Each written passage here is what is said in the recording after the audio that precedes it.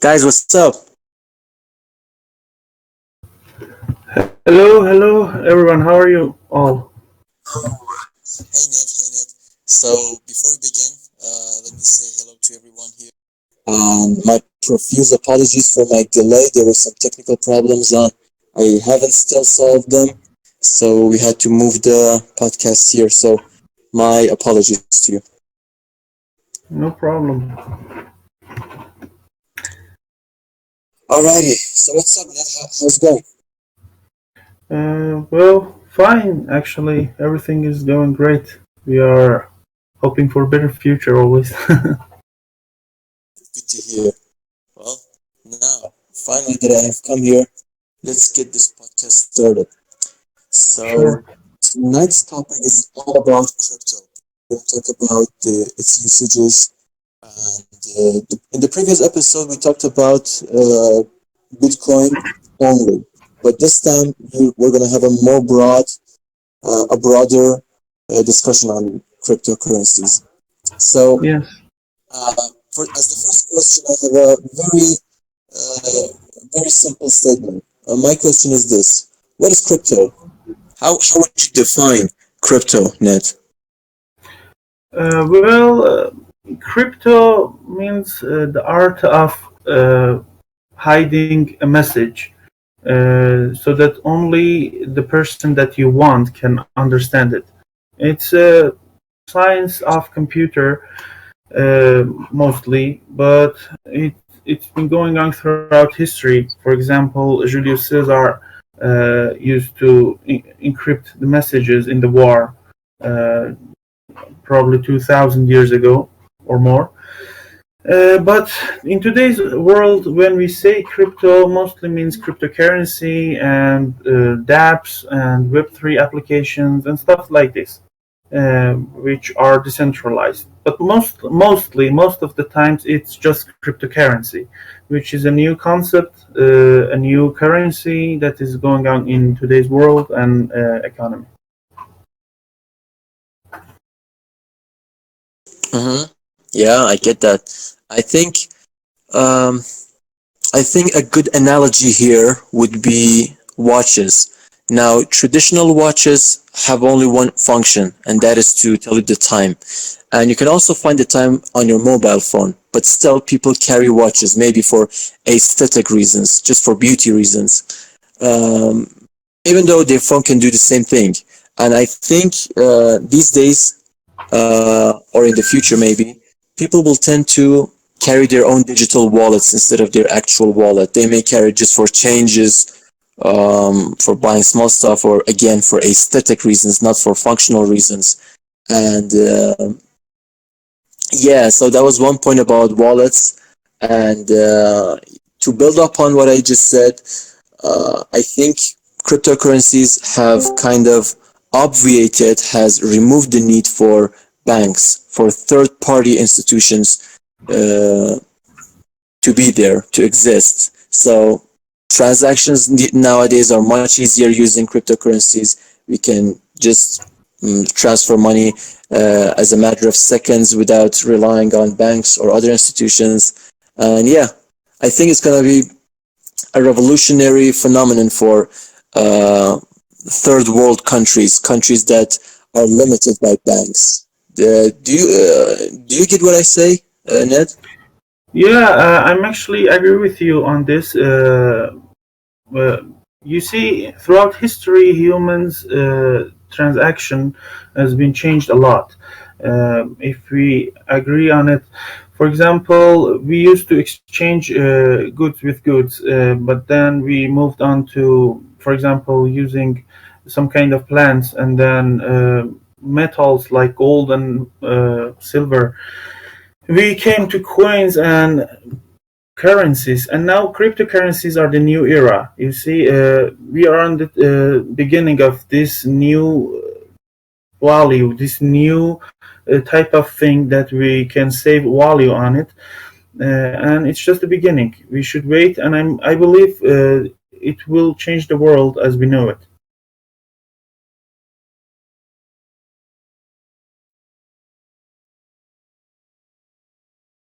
Hello.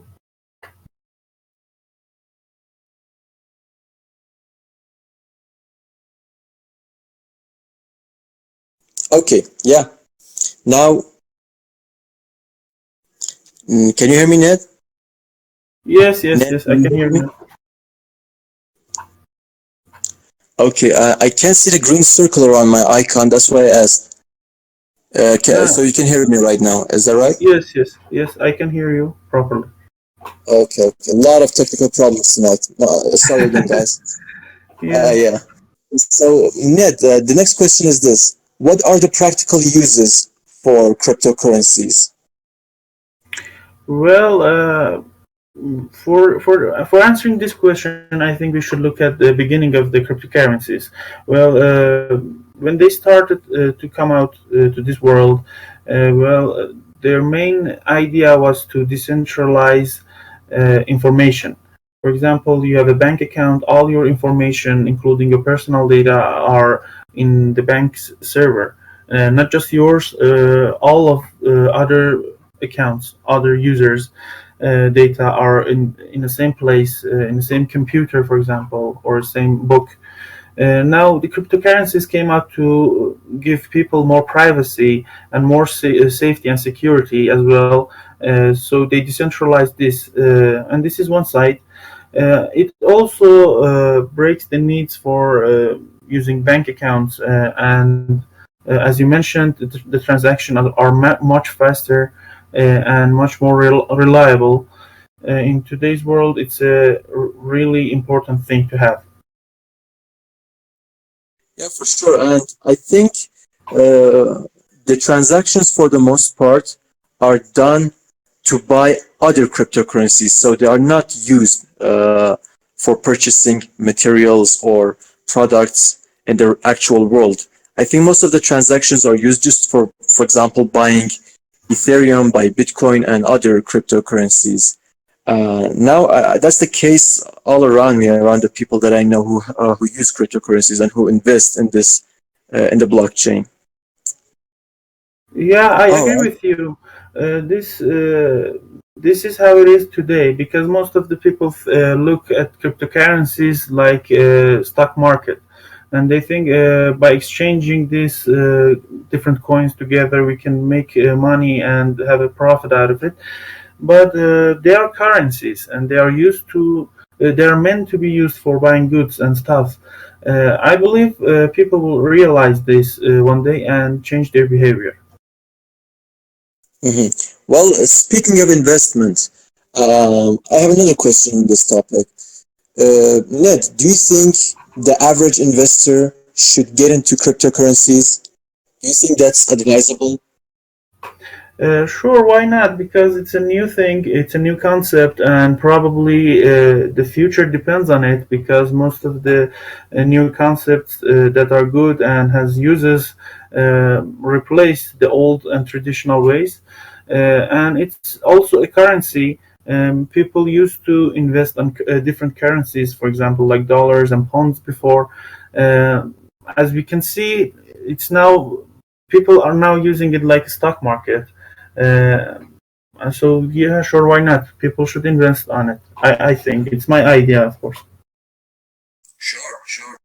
And I think uh, I think some of the cryptocurrencies have been hyped too much. For example, you can see some cryptocurrencies like the shitcoins that are due that have very heavy fluctuations in their prices, and they are kind of they are sort of controlled by some whales in their market. I think earlier when Shiba was created, I think the market is controlled by very few people, but not many. And you could see these spikes in the number of prices and stuff. So I just put that in there because I think many people just rush into the crypto world without um, having the necessary knowledge of how it works, and some of them invest in such cryptocurrencies that can make them that can help them make millions or otherwise lose millions or thousands of dollars. Do you think that's do you think I'm on the right path? Does that make sense to you? Yeah, actually, this is how it is today, mostly because of the lack of knowledge for average people that are using it. I think most of the people still don't know the different types of currency and how a currency's value is being made uh, what it is. For example, the traditional currencies like dollar used to have a financial support. For example, a centralized bank in a country, in a government. But these type of coins, which are cryptocurrencies, crypto coins, they don't have centralized financial support. So they depend on different types of things to have a value, mostly made by transaction. So as their transaction rate grows, it means that more people are trusting in this coin, so the value goes up. Now it has some problems. For example, if a person has a lot of uh, one type of coin, and spend it all and or buy more, makes you can make a lot of transaction, and these transactions are fake. They are not by different people. There are just a few people that trusted in this coin, but it makes bubble that this coin is valuable and trusted by people, so the value goes up. It's a problem. And also there are the different types of coin that people don't know. For example, they think all these coins are similar, but it's not the case. We have, for example, Bitcoin as which is the first coin. It has its own cryptocurrency network, its own blockchain network. We have Ether, which has Ethereum network, Ethereum chain, but there are thousands of other coins that don't have their own network, their own blockchain, but uses other coins like the Ethereum chain or Bitcoin chain. Now they are called tokens. They don't have any advantage on their algorithm, and their transaction value depends on their mother coin, the blockchain that they are using. But people don't know this, and they act like all these coins are similar. And I should mention that these type of coins that don't have their own blockchain network, they are called tokens. They are not actually cryptocurrencies. But the people use these words interchangeably. Oh yeah, yeah. Thanks for the clarification. Well, this leads me to another question, which is sort of relevant here. So where do these cryptocurrencies or tokens, as you say, get their value? Yeah, well, these tokens, we shouldn't say cryptocurrency. These tokens has something that called a smart contract. Now it's a, programmed file. It's in Solidity language most of the times that defines the market of these tokens. For example, how the supply amount, how many coins, how many tokens of this type could be existing, and stuff like this. So when, for example, I want to make a token, I create a coin, for example, Netcoin. And now this Netcoin has, for example, 2 billion total supply amount. So then I say this 2 billion equals, for example, 5 Ethereum. And I use Ethereum blockchain for my token. Now this 5 Ethereum divided by 2 billion, and the value of each token of mine will come out. This is the value that has been defined. Now if Ethereum value goes up, well, my token's value goes up as well, and vice versa. Yeah, good information. But Ned, doesn't it, after all, doesn't it all come back to the community? Isn't it the community that gives value to these tokens? Something similar to NFTs? Yeah, it's actually NFTs, another type of these tokens. If you look at it, the NFT stands for non-fungible tokens. It's just this kind of token, but instead of having, for example, 2,000 coins similarly, we have 2,000 different types of coins, tokens, which we call NFTs. And if we look at it fundamentally, the value, as you mentioned, comes from the community, and human value stuff differently. For example, there could be thousands of pens look like each other around the world, but some people love their own pen, even though they know there are thousands of other pens like it throughout the world. But this person values its own pen. So it doesn't depend on anything but humanity and community to make something valuable. Yeah, I agree with you on that one. And I have one more interesting question here. You in your talk you dwelled a little bit on the different types of tokens. Now, this question kind of comes back to that idea. So, is there a lot of difference between various cryptocurrencies and or tokens? Let's say Well, let's talk about, for example, Bitcoin, Ethereum, Cardano, Solana. These are the ones that I know about and are quite, I think, quite famous in the crypto world. yeah, yeah. Well, you see, these cryptocurrencies.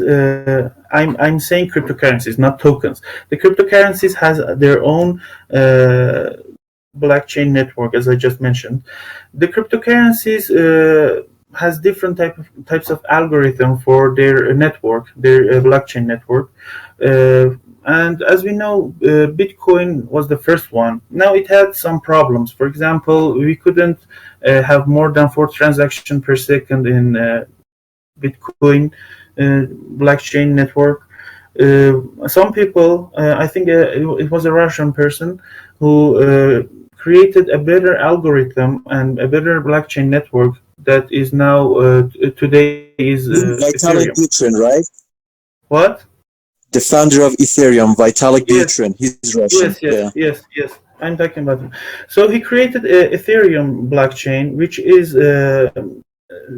better than Bitcoin blockchain. It solved some of his problems in its algorithm, so it's now capable of supporting more than 4 transactions per second. Now, as we know, Ethereum is a little bit slow in transaction. It could take a long time for one transaction to be done, and also the fee is very high. For example, in NFT world, when you transact something in Ethereum, you should pay a lot of Ethereum for your transaction.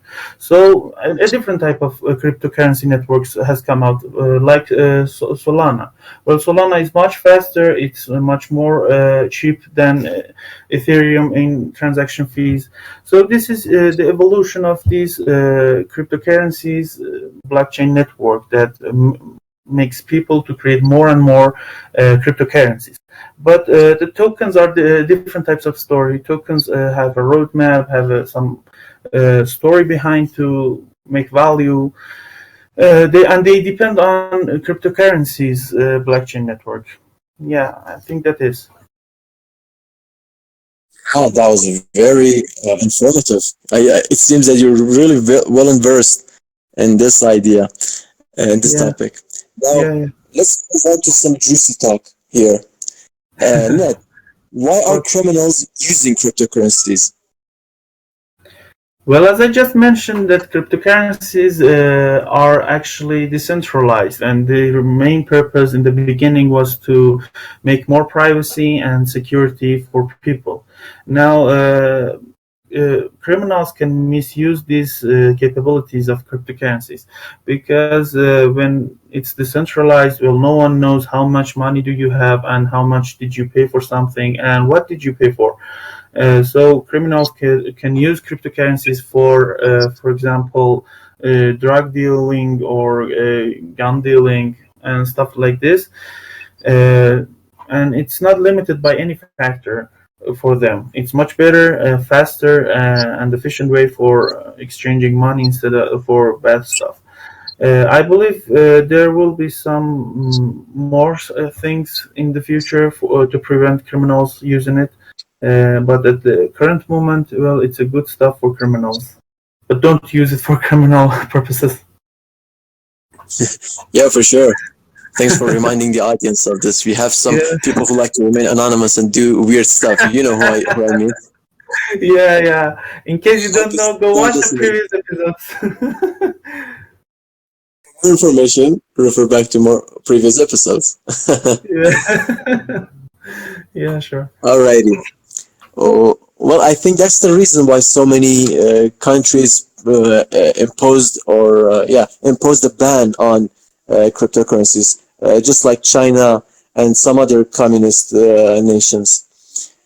And Mhm. also, did you hear the news recently about this oil company in the United States that was kind of blackmailed by some hackers, and they wanted, they wanted Ransom. a certain amount of Bitcoin uh, in exchange uh, for kind of unhacking. Is that a word? Unhacking? Yeah, yeah. We could say it was a ransom hacking. They Yeah, yeah, needed yeah. money. Yes. That was a ransom. Correct, correct. Yeah. Did you hear the story about it? Well, I didn't hear the specific story you said, but I have heard thousands of more, not thousands a lot, but I have heard a lot of similar stories throughout the world. Yeah, it's a common way because you cannot trace the money that's been exchanged for ransom, and because it's decentralized. It's all comes back to decentralized. And as we always said in previous episodes, the privacy and security of the society are should be in balance. And it's a new technology, so it makes some imbalance, but hopefully it gets better. Yeah, and the reason I brought up this case was that FBI finally got their hands on the criminals, the hackers. Yeah, Hmm. they kind of tracked them through some computer work, some activities like this, and they Yeah, finally tracked the criminals. And that was one case that kind of questioned the anonymity of cryptocurrency. I really recommend the audience to go and read on this. I think it was published in New York Times, and yeah, there was a lot of talk about it at the time. yeah. Well, I personally believe this depends on the person, on the individual person that uses cryptocurrency to stay anonymous or not. You see, we have thousands of, for example, messenger apps, for example, WhatsApp, Telegram, and etc. And they all have a section that is called privacy and security. Now, you can secure your account, or you can be vulnerable to hacks. Same goes for cryptocurrency. I'm sure there are ways to trace cryptocurrency money as well. But if a person wants and have the knowledge to hide himself, well, he can hide himself. In the traditional currencies, it's not possible. If you have the knowledge, well, there's no knowledge because there's no way to hide it. But in cryptocurrency, there is a way, but you should know how to use it. Yeah, that's what I thought. Amateur hackers. Yeah, they know nothing about hacking. They should have called Amadeus. Yeah, he's an anonymous person. He's a professional in this field, I guess. Amateur. They were probably just a bunch of kids who had recently had wrapped their heads around cryptos. Yeah, they probably ran away from school as well. Yeah, bring back lots of memory for me at least. Well, not for me. I was always a school guy.